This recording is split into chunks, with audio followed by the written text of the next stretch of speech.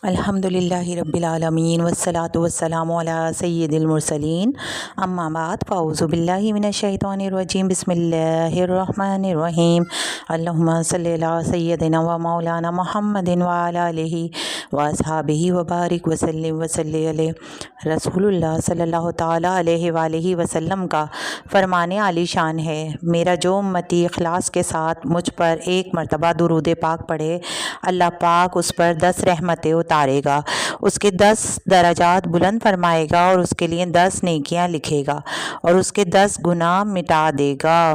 میری زبان تر رہے ذکر و درود سے، میری زبان تر رہے ذکر و درود سے، بے جا ہنسوں کبھی نہ کروں گفتگو فضول، صلو علی الحبیب صلی اللہ تعالیٰ علی محمد صلی اللہ تعالیٰ علیہ وآلہ وسلم۔ ماں قدرت کا انمول تحفہ ہے اور ماں کا مقام قرآن و حدیث میں بیان ہوا ہے۔ ماں کی فرما بردار اللہ پاک اور رسول کریم صلی اللہ تعالیٰ علیہ وآلہ وسلم کی رضا پانے میں کامیاب ہو جاتے ہیں۔ ماں اولاد کے خاطر، ان کے آرام کے خاطر اپنے آرام کو قربان کر دیتی ہے، اور ماں کے خون جگر سے اولاد کا وجود بنتا ہے، اور ماں کئی سال تک اپنی اولاد کو تھپکیاں دے کر سلاتی ہے۔ ماں بیمار اولاد کو دیکھ کر تڑپتی اور آنسو بہاتی ہے، اور ماں بیمار اولاد کی خاطر سخت سردیوں میں بھی ساری ساری رات جاگ کر گزارتی ہے۔ ماں بیمار اولاد کی خاطر مہنگے اسپتالوں اور دواخانوں کے دھکے کھاتی ہے، اور ماں اولاد کے مستقبل کو سنوارنے کے لیے اپنی تمام زندگی کو اولاد کے لیے وقف کر دیتی ہے، اور ماں اولاد کے لیے سایہ دار درخت کی طرح ہوتی ہے۔ ماں خود گرمی برداشت کر کے اولاد کو پنکھا جلتی رہتی ہے، اور ماں اولاد کو چھاؤں میں بٹھا کر خود دھوپ میں بیٹھ جاتی ہے۔ ماں اولاد کے ناز نخرے اٹھاتی ہے، ماں قرض لے کر بھی اولاد کی فرمائشوں کو پورا کرتی ہے، اور ماں اپنے شوہر کے وفات یعنی ڈیتھ کے بعد اولاد کو در بدر بھٹکنے نہیں دیتی۔ ماں اولاد کی پیدائش سے پہلے، پیدائش کے دوران اور بعد کی تکالیف کو برداشت کرتی ہے۔ ماں اولاد کو اچھا انسان بنانے کی پوری کوشش کرتی ہے۔ ماں اپنے حصے کا نوالا بھی اولاد کے منہ میں ڈال کر خوش ہوتی ہے اور خود بھوکی سو جاتی ہے۔ ماں اولاد کو گرم بستر پر لیٹاتی ہے اور خود ٹھنڈے فرش پر لیٹ جاتی ہے۔ ماں اولاد کے حق میں کبھی برا نہیں سوچتی اور ماں اولاد کو دیکھ کر خوش ہوتی ہے۔ ماں اولاد کو دکھ تکلیف میں مبتلا دیکھ کر بے قرار ہو جاتی ہے، اور ماں معذور اولاد کو بھی بے سہارا نہیں چھوڑتی۔ ماں نافرمان اولاد پر بھی شفقت و مہربانی ہی کرتی ہے۔ ماں نہ ہو تو گھر ویران لگتا ہے۔ ماں کا خدمتگار چین و سکون کی زندگی گزارتا ہے، اور ماں کی خدمت اولاد کو جنت میں داخل کروائے گی۔ ماں کو راضی رکھنا اولاد پر لازم ہے، ماں کے حقوق سے آزاد ہونا ناممکن ہے۔ منقول ہے کہ ایک صحابی رضی اللہ تعالیٰ عنہ نے بارگاہ رسالت میں عرض کی، ایک راہ میں ایسے گرم پتھر تھے کہ اگر گوشت کا ٹکڑا ان پر ڈالا جاتا تو کباب ہو جاتا۔ میں اپنی ماں کو گردن پر سوار کر کے 6 میل تک لے گیا ہوں، کیا میں ماں کے حقوق سے فارغ ہو گیا ہوں؟ سرکار نامدار صلی اللہ تعالیٰ علیہ وآلہ وسلم نے فرمایا، تیرا پیدا ہونے میں درد کے جس قدر جھٹکے اس نے اٹھائے ہیں نا، شاید یہ ان میں سے ایک جھٹکے کا بدلہ ہو سکے۔ ماں ہی وہ مہربان ہستی ہے جو اولاد کے لیے رو رو کر دعائیں کرتی ہے، اور ماں کی دعا جنت میں لے جاتی ہے۔ ماں کی دعا رحمت کے دروازے کھلوا دیتی ہے، اور ماں کی دعا برائیوں سے بچاتی ہے۔ ماں کی دعا اولاد کو مقام ولایت تک پہنچا دیتی ہے، اور ماں کی دعا اولاد کی قسمت سنوار دیتی ہے۔ ماں کی دعا اولاد کے حق میں قبول ہوتی ہے، اور ماں کی دعا کامیابیاں دلاتی ہے۔ ماں کی دعا نزول رحمت کا سبب ہے، اور ماں کی دعا گناہوں کی معافی کا ذریعہ بھی ہے۔ ماں کی دعا کی برکت سے رب کریم اولاد سے مصیبتوں اور آزمائشوں کو ٹال دیتا ہے۔ ہم ماں کی دعاؤں کی برکتوں پر مشتمل چند ایمان افروز واقعات سننے کی سعادت حاصل کرتے ہیں۔ حضرت سیدنا عبد الرحمن بن احمد رحمۃ اللہ تعالیٰ علیہ بیان کرتے ہیں، میں نے اپنے والد کو کہتے ہوئے سنا کہ ایک مرتبہ ایک بوڑھی عورت حضرت سیدنا ابن مخلد رضی اللہ تعالیٰ عنہ کی بارگاہ میں حاضر ہوئی اور عرض کی میرے جوان بیٹے کو رومیوں نے قید کر لیا ہے۔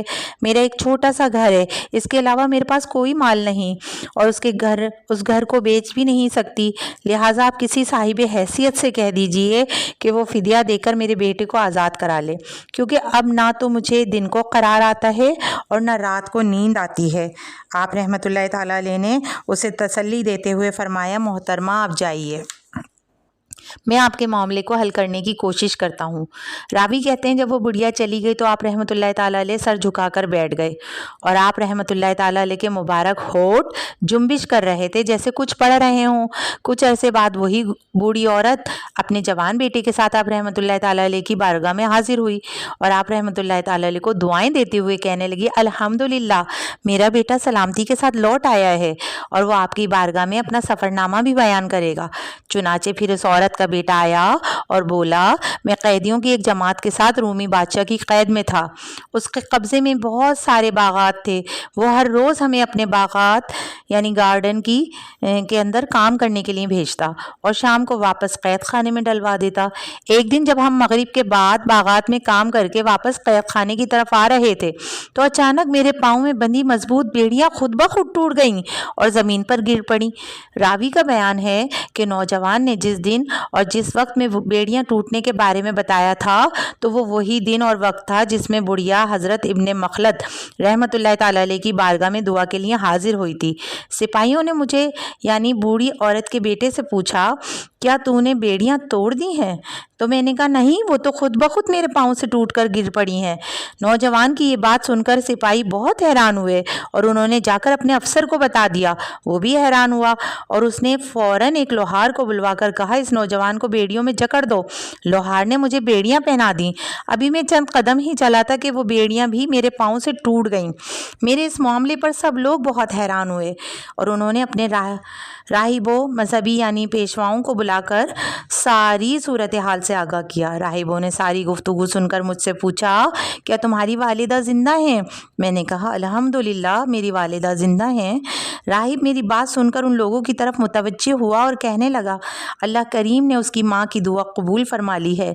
سپاہی بولے، جب اللہ پاک نے تجھے آزاد فرما دیا ہے تو ہم کیوں کر تجھے بیڑیوں میں جکڑ سکتے ہیں؟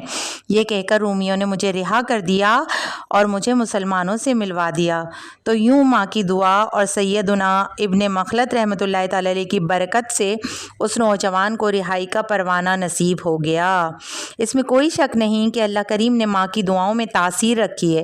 ماں جب اپنی اولاد کے حق میں دعا کرتی ہے تو رب کریم اس کے اٹھے ہوئے ہاتھوں کی لاج رکھتا ہے اور اولاد کے حق میں اس کی دعا قبول فرما لیتا ہے اور بڑی بڑی مصیبتیں ماں کی دعاؤں کی برکت سے دور ہو جاتی ہیں۔ یقیناً بڑے خوش نصیب ہیں وہ لوگ کہ جن کے والدین حیات ہیں اور اپنی اولاد سے راضی بھی ہیں۔ ایسی اولاد بھی سعادت مند ہے جو اپنے ماں باپ کا سہارا بنتی ہے، جو والدین کی خدمت کر کے دنیا و آخرت کی بہتری کی دعائیں لیتی ہے اور رضائے الہی کی حقدار بن جاتی ہے۔ ہماری بھی اگر کوئی خواہش ہے کہ رب کریم ہم سے راضی رہے، اگر ہماری یہ خواہش ہے نا کہ رب کریم ہم سے راضی رہے اور اس کے پیارے رسول صلی اللہ تعالیٰ علیہ وآلہ وسلم ہم سے خوش ہو جائیں، ہمارے والدین ہمارے لیے دعائیں کیا کریں، تو ہمیں کیا کرنا چاہیے؟ ہمیں کرنا چاہیے کہ ہم اپنے والدین کی قدر کریں، ان کے احسانات کو یاد رکھیں، ان کی خلاف مزاج باتوں سے درگزر کریں اور ان کا ہر طرح سے خیال رکھیں، ان سے اچھا سلوک کریں، ان کا ہر جائز حکم بجا لائیں۔ بالخصوص جب والدین بڑھاپے کی دہلیز پر قدم رکھ چکے ہوں تب تو ان کا اور زیادہ خیال رکھیں، کیونکہ ایسے وقت میں انہیں اولاد کی ہمدردی کی زیادہ ضرورت ہوتی ہے۔ بڑھاپے میں ان کے اعضاء جواب دے جاتے ہیں، بدن بیماریوں میں جکڑ چکا ہوتا ہے اور اپنے بھی پرائے ہو جاتے ہیں۔ ماں باپ کا بڑھاپا انسان کو امتحان میں ڈال دیتا ہے۔ بس اوقات بڑھاپے میں بستر ہی پر قضائے حاجت کا سلسلہ ہوتا ہے، جس کی وجہ سے عموماً اولاد بیزار ہو جاتی ہے، مگر یاد رکھیے ایسے حالات میں بھی ماں باپ کی خدمت لازمی ہے۔ بچپن میں ماں بھی بچے کی گندگی صاف کرتی تھی نا، تو لہٰذا اس کے بڑھاپے میں بیماریوں کے باعث اگر ماں باپ کے اندر خواہ کتنا ہی چڑچڑا پن آ جائے، بلا وجہ لڑیں، چاہے کتنا ہی جھگڑیں اور پریشان کریں، مگر صبر ہی کرنا ہے اور ہمیشہ ان کی تعظیم بجا لانا ضروری ہے۔ ان سے بدتمیزی کرنا، ان کو جھاڑ ہارنا وغیرہ تو دور کی بات ہے، ان کے آگے اف تک نہیں کرنا چاہیے، ورنہ بازی ہاتھ سے نکل سکتی ہے اور دونوں جہان کی تباہی مقدر بن سکتی ہے کہ والدین کا دل دکھانے والی اس دنیا میں بھی ذلیل و خوار ہوتی ہیں اور آخرت کے عذاب کی بھی حقدار ہوتی ہیں۔ ایسی اولاد ہمیں نہیں بننا۔ رسول خدا صلی اللہ تعالیٰ علیہ وآلہ وسلم کا فرمان عبرت نشان ہے۔ معراج کی رات میں نے کچھ لوگوں کو دیکھا جو آگ کی شاخوں سے لٹکے ہوئے تھے، تو میں نے پوچھا، اے جبرائیل، یہ کون لوگ ہیں؟ عرض کی، یہ وہ لوگ ہیں جو دنیا میں اپنے باپوں اور ماؤں کو برا بھلا کہتے تھے۔ منقول ہے جب ماں باپ کی نافرمان کو دفن کیا جاتا ہے تو قبر اسے دباتی ہے، یہاں تک کہ اس کی پسلیاں ٹوٹ پھوٹ کر ایک دوسرے میں پیوست ہو جاتی ہیں۔ دل دکھانا چھوڑ دیں ماں باپ کا، دل دکھانا چھوڑ دیں ماں باپ کا، ورنہ ہے اس میں خسارہ آپ کا۔ ماں باپ کا مقام اور ان کی شان و عظمت کس قدر بلند ہے، اس کا اندازہ اس بات سے لگائیے کہ اللہ کریم نے قرآن پاک میں جہاں اپنی عبادت کا حکم ارشاد فرمایا ہے، وہیں والدین کے ساتھ بھلائی اور احسان کرنے کا بھی حکم دیا ہے۔ چنانچہ پارہ 15 سورہ بنی اسرائیل کی آیت نمبر 23 اور 24 میں ارشاد ہوتا ہے، ترجمہ کنز العرفان، اور تمہارے رب نے حکم فرمایا کہ اس کے سوا کسی کی عبادت نہ کرو اور ماں باپ کے ساتھ اچھا سلوک کرو۔ اگر تیرے سامنے ان میں سے کوئی ایک یا دونوں بڑھاپے کو پہنچ جائیں تو ان سے اف تک نہ کہنا اور انہیں نہ جھڑکنا اور ان سے خوبصورت نرم بات کہنا، اور ان کے لیے نرم دلی سے عاجزی کا بازو جھکا کر رکھ اور دعا کر کہ اے میرے رب، تو ان دونوں پر رحم فرما جیسا ان دونوں نے مجھے بچپن میں پالا۔ بیان کردہ آیت مبارکہ کے تحت حضرت علامہ مولانا سید مفتی محمد نعیم الدین مراد آبادی رحمۃ اللہ تعالیٰ علیہ فرماتے ہیں، جب والدین پر ضعف یعنی کمزوری کا غلبہ ہو، اعضاء میں قوت نہ رہے، اور جیسا تو بچپن میں ان کے پاس بے طاقت تھا، ایسے ہی وہ آخری عمر میں تیرے پاس ناتواں کمزور رہ جائیں گے، تو کوئی ایسی بات زبان سے نہ نکالنا جس سے وہ یہ سمجھا جائے کہ ان کی طرف سے طبیعت پر کچھ گرانی یعنی بوجھ ہے۔ نہ انہیں جھڑکنا، نہ تیز آواز میں بات کرنا، بلکہ کمال حسن ادب، نہایت اچھے ادب کے ساتھ ماں باپ سے اس طرح کلام کر جیسے غلام خادم یعنی اپنے آقا سے بات کرتا ہے۔ ان سے نرمی و تواضع سے پیش آ اور ان کے ساتھ تھکے وقت میں شفقت و محبت کا برتاؤ کر کہ انہوں نے تیری مجبوری کے وقت تجھے محبت سے پرورش کیا تھا، اور جو چیز انہیں درکار ہو وہ ان پر خرچ کرنے میں دریغ یعنی بخل نہ کر۔ مدعا یعنی مطلب یہ ہے کہ دنیا میں بہتر سلوک اور خدمت میں کتنا بھی مبالغہ کیا جائے لیکن والدین کے احسان کا حق ادا نہیں ہو سکتا۔ اس لیے بندے کو چاہیے کہ بارگاہ الہی میں ان پر فضل و رحمت فرمانے کی دعا کرے اور عرض کرے کہ یا رب، میری خدمتیں ان کے احسان کی جزا بدلہ نہیں ہو سکتی، تو ان پر کرم کر کہ ان کے احسان کا بدلہ ہو۔ چنانچہ حضرت صدر اللہ فاضل پارہ 1 سورہ بقرہ کی آیت نمبر 83 کے تحت فرماتے ہیں کہ والدین کے ساتھ احسان کے طریقے جو مروی ہیں وہ یہ ہیں، چنانچہ تہہ دل یعنی سچے دل سے ان کے ساتھ محبت رکھے، رفتار و گفتار میں نشست و برخاست یعنی اٹھنے بیٹھنے میں ادب لازم جانے، ان کی شان میں تعظیم کے لفظ کہے، ان کو راضی کرنے کی سعی یعنی کوشش کرتا رہے، اپنے نفیس عمدہ مال کو ان سے نہ بچائے، ان کے مرنے کے بعد بھی ان کی وصیتیں جاری کرے یعنی ان کی وصیتوں پر عمل کرے، ان کے لیے فاتحہ، صدقات، تلاوت قرآن سے ایصال ثواب کرے، اللہ کریم سے ان کی مغفرت کی دعا کرے۔ والدین کے ساتھ بھلائی کرنے میں یہ بھی داخل ہے کہ اگر وہ گناہوں کے عادی ہوں یا کسی بد مذہبی میں گرفتار ہوں تو ان کو بڑی نرمی کے ساتھ اصلاح و تقویٰ اور درست عقائد کی طرف لانے کی کوشش کرے۔ الغرض اگر ساری زندگی والدین کی خدمت کی جائے تب بھی ان کے احسانات کا بدلہ نہیں اتر سکتا۔ بڑے بھائی بہن کا میں کہا مانا کروں ہر دم، بڑے بھائی بہن کا میں کہا مانا کروں ہر دم، کروں ماں باپ کی دن رات خدمت یا رسول اللہ صلی اللہ تعالیٰ علیہ وآلہ وسلم۔ جس طرح قرآن پاک میں والدین کی تعظیم و توقیر کرنے کی ترغیب ہے، اسی طرح احادیث مبارکہ میں بھی کئی مقامات پر والدین کی اطاعت اور فرمانبرداری کا حکم اور ان کی شان و عظمت کو بیان فرمایا گیا ہے۔ 4 فرامین مصطفیٰ صلی اللہ تعالیٰ علیہ وآلہ وسلم سنتے ہیں کہ فرمایا، جب اولاد اپنے ماں باپ کی طرف رحمت کی نظر کرے تو اللہ پاک اس کے لیے ہر نظر کے بدلے حج مبرور یعنی مقبول حج کا ثواب لکھتا ہے۔ صحابہ کرام علیہم الرضوان نے عرض کی اگرچہ دن میں 100 مرتبہ نظر کرے، فرمایا یعنی ہاں اللہ پاک سب سے بڑا ہے اور یعنی سب سے زیادہ پاک ہے، یعنی اسے سب کچھ قدرت ہے، اس سے پاک ہے کہ اس کو اس ثواب کے دینے سے عاجز کہا جائے۔ مزید فرمایا جس نے اپنے ماں باپ کی فرما برداری کی حالت میں صبح کی تو اس کے لیے جنت کے 2 دروازے کھول دیے جاتے ہیں، اور اگر والدین میں سے ایک ہو تو ایک دروازہ کھلتا ہے، اور جس نے اس حال میں صبح کی کہ وہ اپنے والدین کا نافرمان ہو تو اس کے لیے جہنم کے 2 دروازے کھول دیے جاتے ہیں، اور اگر والدین میں سے ایک ہو تو ایک دروازہ کھلتا ہے۔ ایک شخص نے عرض کی اگرچہ وہ ظلم کریں، ارشاد فرمایا اگرچہ ظلم کریں۔ مزید آقا صلی اللہ تعالیٰ علیہ وآلہ وسلم نے فرمایا ایک شخص نے عرض کی یا رسول اللہ صلی اللہ تعالیٰ علیہ وآلہ وسلم والدین کا اپنی اولاد پر کیا حق ہے؟ آپ نے فرمایا وہی تیری جنت اور تیری دوزخ ہیں۔ ایک شخص نے رسول اکرم صلی اللہ تعالیٰ علیہ وآلہ وسلم کی خدمت میں آ کر عرض کی میری اچھی خدمت کا سب سے زیادہ حقدار کون ہے؟ ارشاد فرمایا تمہاری ماں۔ اس نے عرض کی پھر کون ہے؟ ارشاد فرمایا تمہاری ماں۔ اس نے دوبارہ عرض کی پھر کون ہے؟ ارشاد فرمایا تمہاری ماں۔